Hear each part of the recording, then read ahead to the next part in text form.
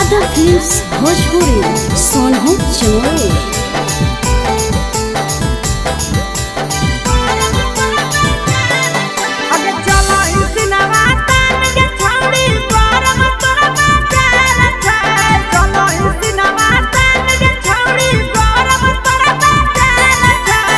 एकेगो दिल मंगावैया हजार छे, पीछा पड़ल पूरा जमुई बाजार छे।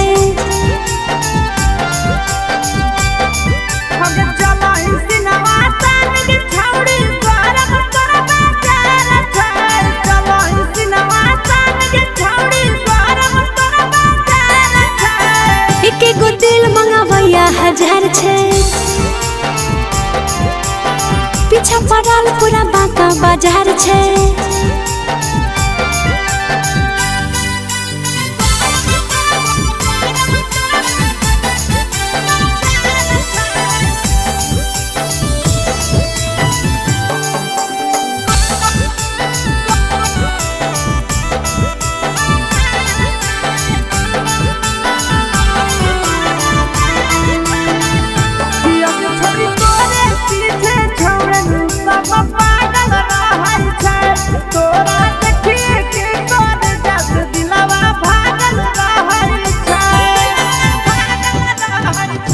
छोरा देखी के सभे लड़े, एकर में हमर की है गलती। ये बड़ घर के बेटी बड़ी चलो होके चलती।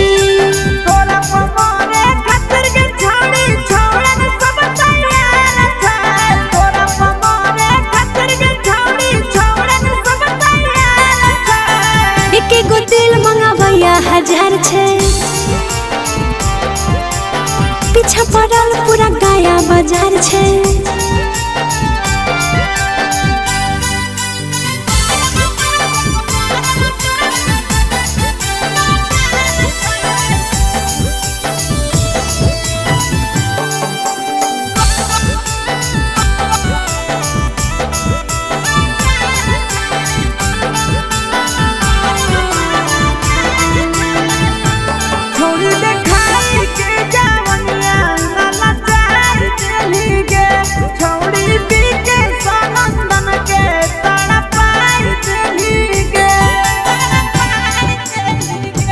रे छोरा काहे हमरा ऊपर वैसे जाल फेंकही, जब हम चलहियो तो ऊपर नीचे कुंची देखही।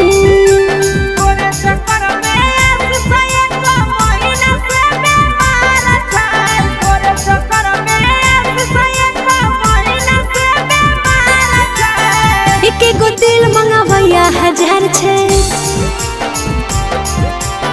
पीछा पड़ल पूरा जमुई बाजार छे।